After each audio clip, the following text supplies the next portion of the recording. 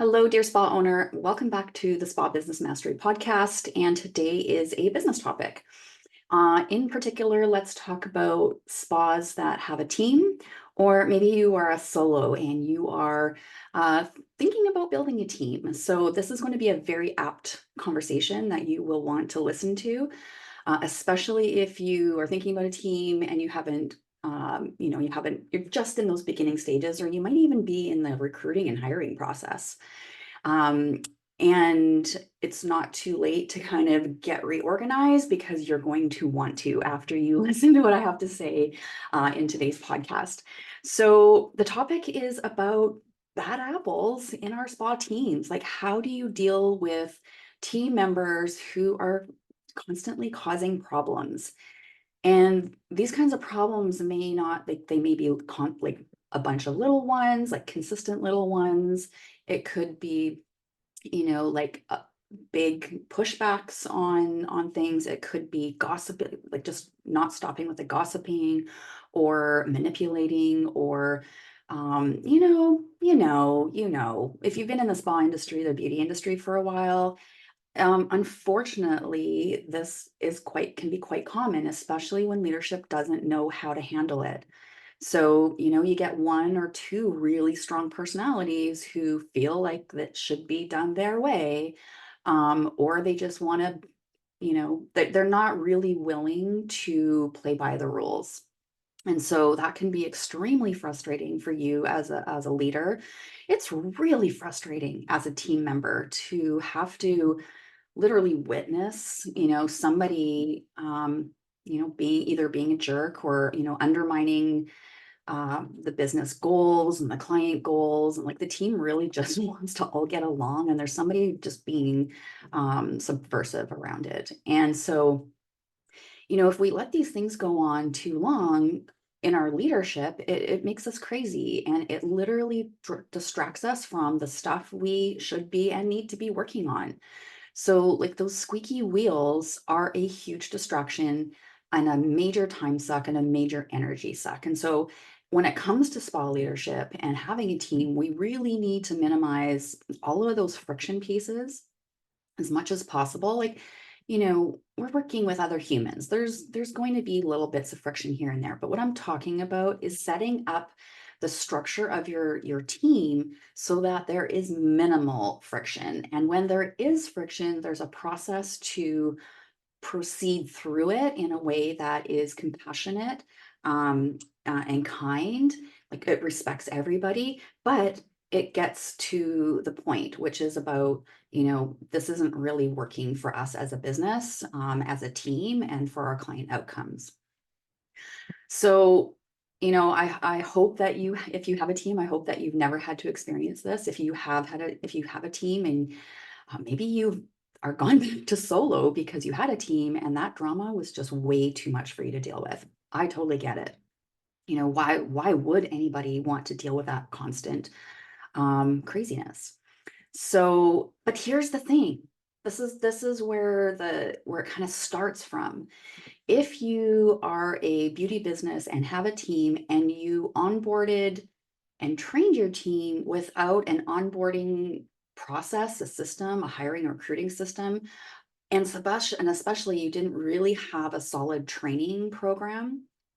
So it was all verbal. It was a little bit by the seat of your pants. You really just needed to get them up and running and on the floor to take clients. I totally understand that.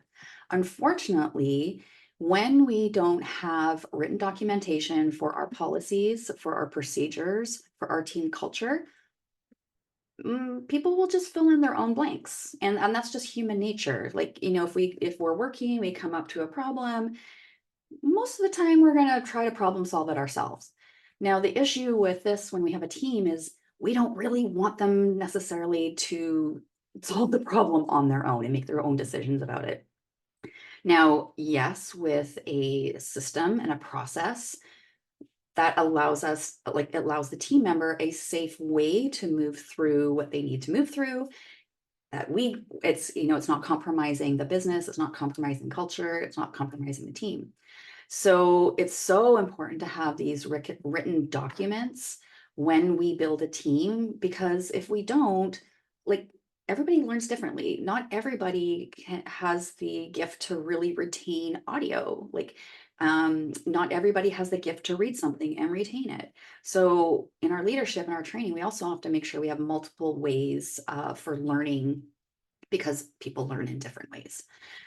But the crux of what I'm talking about is if you've ended up with a bad apple in your team and they're causing a lot of problems, or you've just like, oh my gosh, I do not ever want to have to deal with it. It means that you need to put together some really solid systems and structure and policies written so that there's no question about how you expect the business to be run, what you expect from how the team and you relate, what you expect from the team and how clients relate and how they relate to each other. So, a lot of times when teams are spots are building a team, they're inadvertently creating an environment that is really allowing team members to decide for themselves. So if you have team members that you really are not approving and dislike the way that they're doing it, you need to have some other process to replace it with. Otherwise, it's a bit of a vacuum and they'll just, they'll do what they think is right. And may not align with how they want to do it. So, that's that piece where in terms of like, how do you fix when you have a bad apple in your bunch? Let's just back up because I'm going to get to there. Like, how do you fix when it feels like it's already a big mess, like a big dramatic mess? All right. Well, I want to share with you a little bit about my aha moment in my business. And it was shortly after I had gone from solo to a team. And I'd hired, I think, 2 or 3 other estheticians. I had a total of 4 on staff. And I had a receptionist full-time and a part-timer. And so I opened up my business, I thought were running tickety-boo. And then I was starting to hear things from clients and hear things from other team members. And it was getting worse and worse. And like to the point where they were getting super sneaky, in my opinion, and talking to clients about what things they shouldn't be talking about. And at that point, they'd gone way too far, and I had to just say, "We're done here." Um, and fortunately, it was within a period of time that I could do that. So I live in Canada. We have very strict labor laws, and you can't just fire anybody within like after 3 months of employment. You have to have a very specific reason to fire them. And I really didn't have my systems and structure set up where I could clearly fire them for like not doing their job. So, once I realized, holy crow, I had some foxes in the hen house, and I thought that I could just build this team and I could, do my management stuff and everything would be just fine.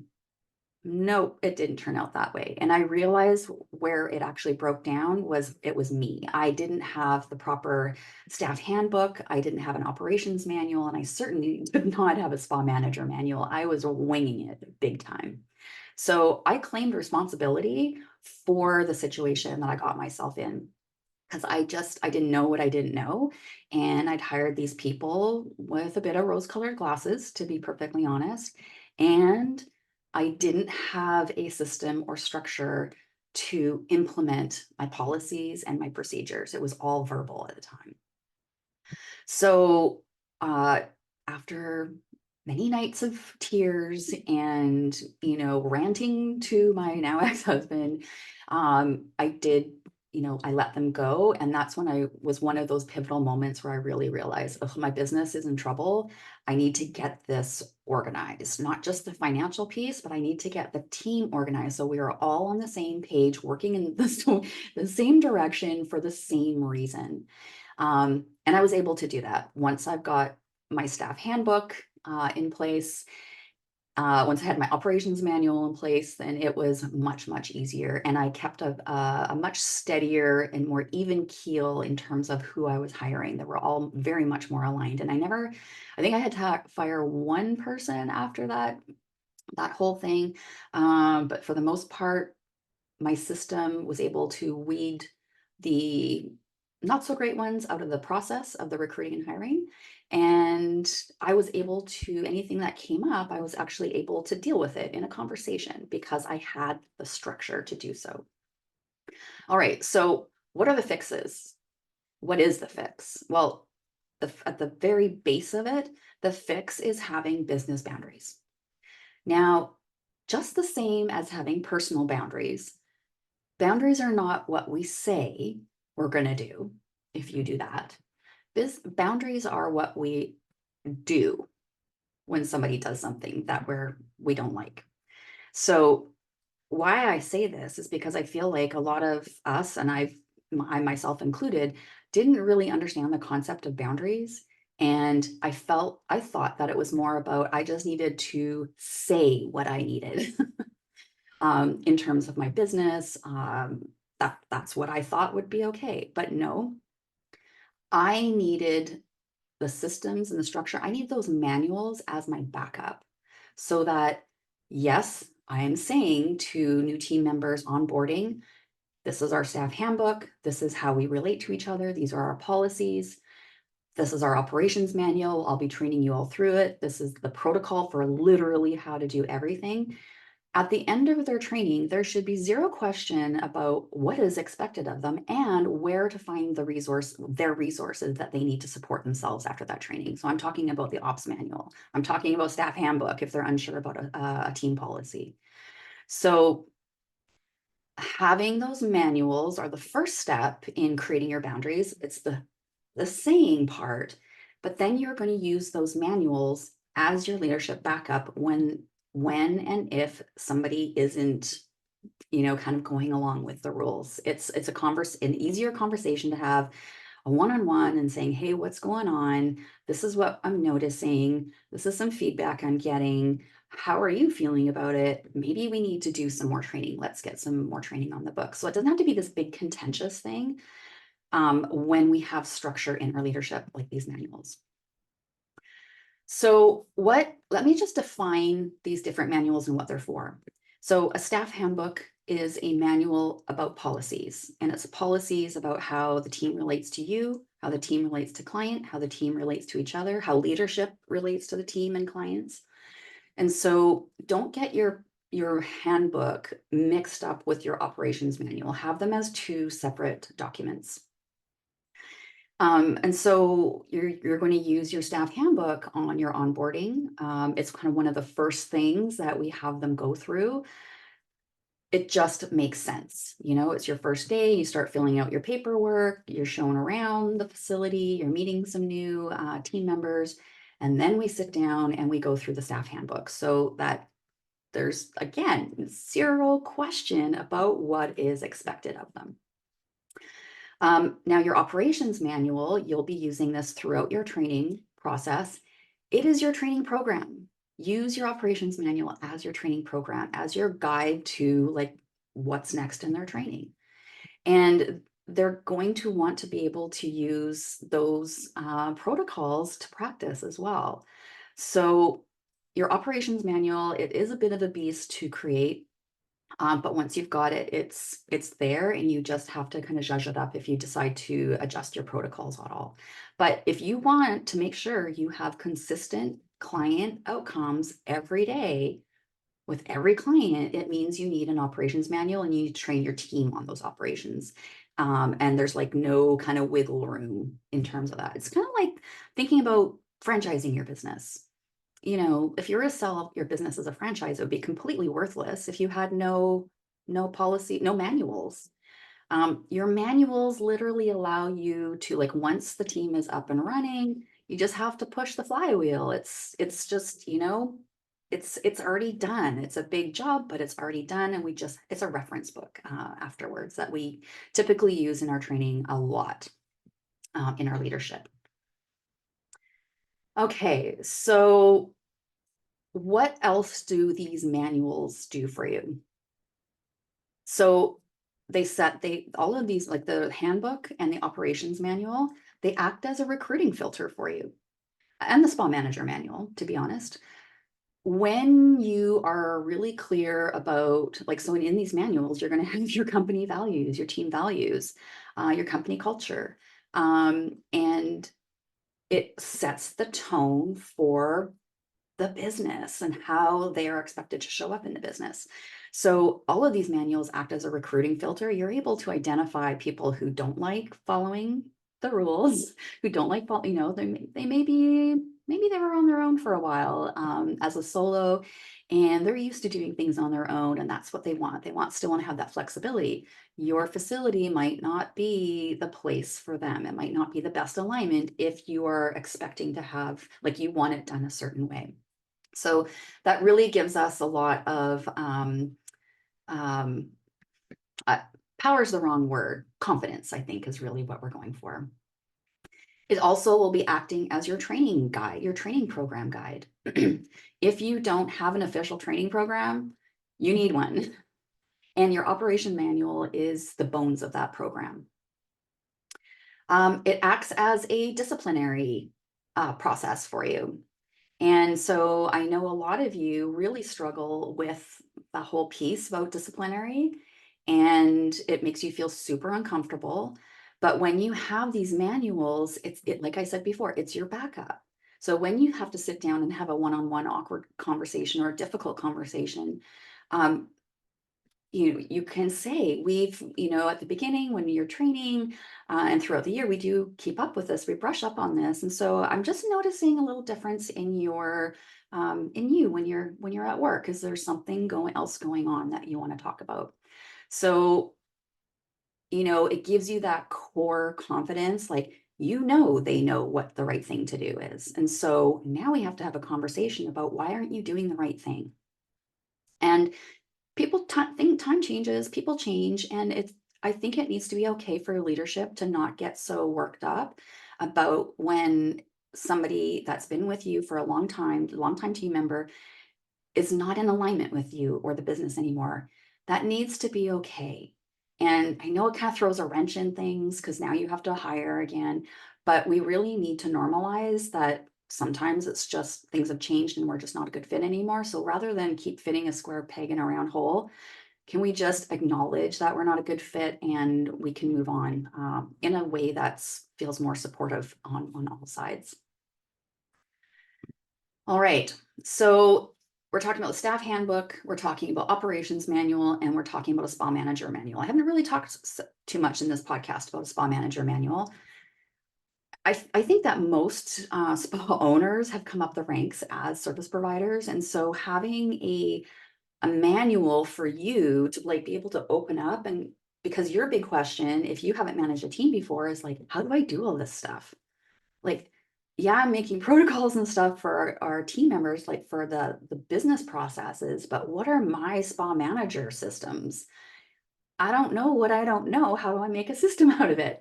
So that is why I created the spa manager manual with a friend and colleague of mine, Tara Crump. She managed a really big spa. And I worked at that spa for a little while. It was so much fun to get to work with an SD bestie. But she ran that spa very, very, very well. And so when I wanted to make a spa manager manual, we collaborated on it. So it's very practical and has been developed with, like, real time, real life spa management issues, not just with team, but I'm talking about like inventory, marketing, like all the business aspects as well. So most of the spa manager manual, the big chunk of it is um, working with the team. There's a little chunk in there about clients. So because you will be the person that, if there's an issue with clients, the leadership team needs to know how to handle difficult conversations with clients. So there's that in there as well. So it's essentially, it's a manual, like how to be a spa manager, everything from recruiting and hiring to training programs to disciplinary processes to yearly performance reviews. There's a lot in there. So if you are a new spa owner that, you're thinking about building a team, I highly encourage you to take a look at my 8-week spa manager training program. It's got all 3 of those manuals in there for you. They're like templates so that you can plug and play.